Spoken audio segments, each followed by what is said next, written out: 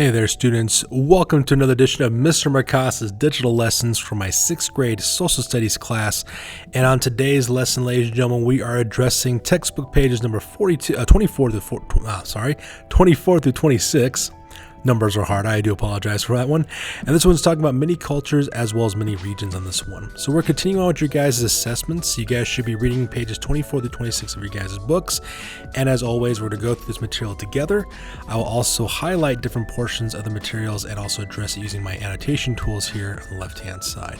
So we're going to talk about that and continue on your guys' curriculum about geography. So let's go ahead and get this started. So first of all, let's talk about different places as well as different cultures. Now, as you guys saw from the date line, the reason why this date line was so important talks about this whole controversy with Indian soldiers serving in India as well as modern-day Pakistan, the British Army, is because of culture. Different places have different cultures and they have different ideologies about things. And the reason why this is important is because, like as this book talks about, they talk about Greece being a huge issue on this one, all right? The reason why is because you got to remember that back in the olden days when people used to use firearms in the military, their weapons were usually single-shot weapons. So what you had to do back in the olden days is manually load in your bullets into your guns through the muzzle of the weapon, which is through the barrel, so that way you could fire it. Now, to help those bullets go down the barrels easier, they used to grease those bullets in, modern-day grease for animal products. Well, the problem they ran into, though, is like this little dateline was talking about, for soldiers serving in India, especially if you were an Indian from India, cattle was considered sacred in India. In fact, they don't eat any beef products whatsoever because, according to their religion, cattle is an avatar or the servants of their deities that they worship in that country. So to coat your bullets in cattle grease was considered sacrilege because that means that you're killing cattle to make that happen. So it's causing a huge problem for them as well.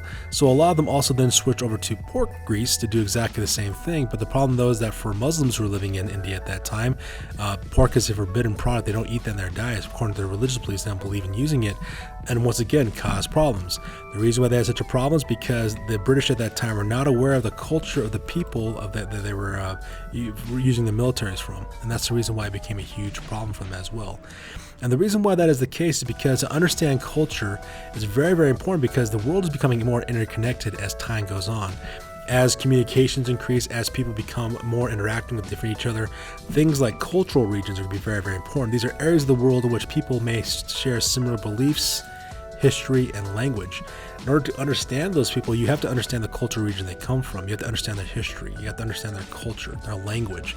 Otherwise, you can create disastrous effects like this situation here, where basically you had like a war happen for the most part. So, very, very important to be aware of those different cultures and those different regions around the planet. So continuing with our lesson, what we're going to talk about next are some of the world's cultural regions. And this map over here kind of basically shows you the large regions that we have. Now, things that determine these things like that, what ends up happening is what determines a cultural region are things like I said before, the history, the language they speak. Your book gives a couple examples. For example, Latin America is a huge cultural region. Latin America consists over here in the Western Hemisphere, primarily from Mexico all the way to South America. What makes this a cultural region? Well, the reason why it's a cultural region is because for these guys, they usually speak one of two languages. Either they speak Spanish or Portuguese. And the reason why is because during the Age of Exploration, Spanish as well as Portuguese explorers went down to South America, while Spanish explorers went to modern-day Central America as well as Mexico. And not only did they explore those places, they also brought their culture with them. They brought their language, they brought their religion, they brought their cultural beliefs, and these areas quickly were adopted by the region there.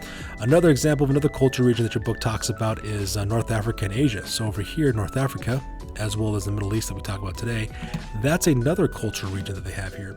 And the reason why is because the people of North Africa, as well as this part, have desert climates. They have similar landscapes, desert climates. They also speak the same common culture as well as language as Arabic, which is a huge part of this region. So because of that, that's another cultural region as well. So these are how you get these cultural regions. We look for similarities amongst groups of people, and that's how we get these cultural regions throughout the entirety of the planet. Now, your book also talks about situations where that is not the case, where a cultural region might be different. For example, if we look at your book here, the United States and Canada, as your book states, as an example of where the cultural region is a little bit different.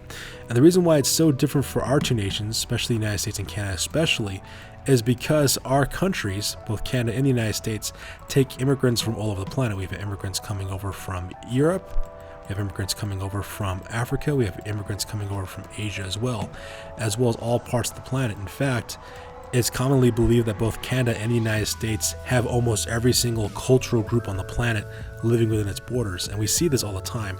Our countries are extremely diverse in terms of culture, in terms of languages, the people that live it, the different religions we have.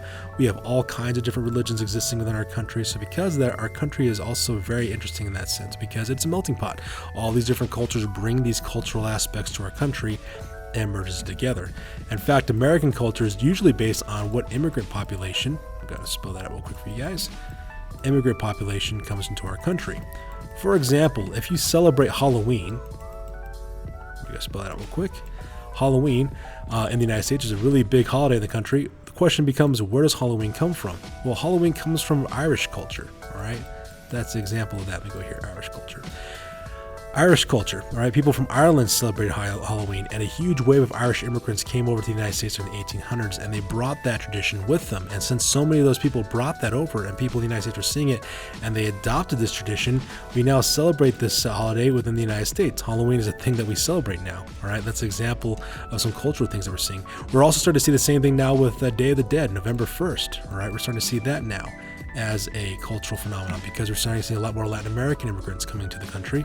So because a lot of Latin immigrants are coming to the United States, they bring their culture with them. So Halloween might be actually become a 2-day event, not only just in October 31st, but also November 1st as well, which is only good for kids because, you know, they get to celebrate and have another holiday like that. That's an example of some cultural exchange that's taking place here in the United States, from other cultures bringing their culture into our country, and of course our country adopting it. That's a perfect example of that as well. Things like food, for example, in the United States, a lot of people like to associate hamburgers and hot dogs as an American type of food, right? That's usually stereotypically what most people think of. Americans are bringing that over to the United States in terms of food. But these foods actually were brought over by German immigrants. These are actually German cultural items.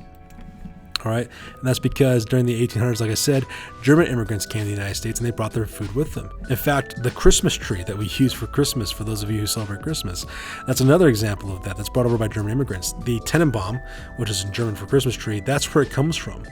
All right, and that's because, like, another example of some cultural exchange that is taking place in our country as well. New Year's, celebrating New Year's, for example, with fireworks and everything like that, that came from China.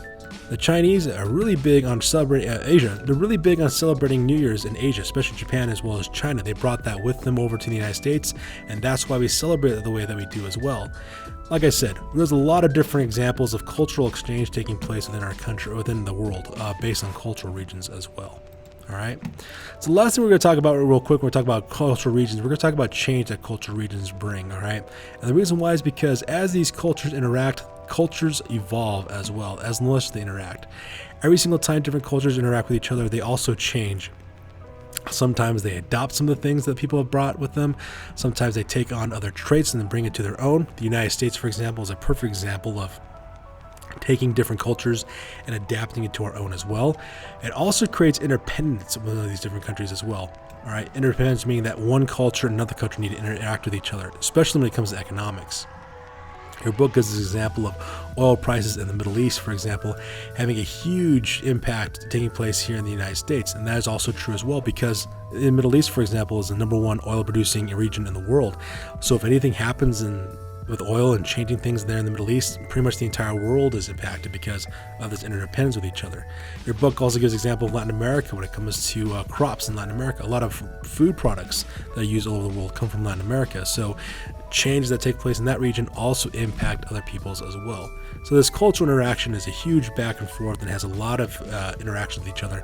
And being aware of these cultural differences and this cultural interaction is going to play a huge major role of what things happen internationally, and also affecting you as an end result. So that's good to do for this lesson, you guys. For the rest of the lesson, what I want you guys to work on now is working on your guys' questions. We're going to questions 3 Alpha to 3 Charlie, as well as question number 4. Remember, ladies and gentlemen, you guys are answering these in race format, so keep that in mind and get those submitted to me. Once again, that's good to do for this lesson. If you guys have any questions or concerns or discussion, please type in the discussion box below, and I'll get to you guys as quickly as I can. That's good to do for this lesson, you guys. We'll catch you guys in the next one. You guys stay healthy, stay safe. We'll catch you guys in the next lesson. Peace out, you guys.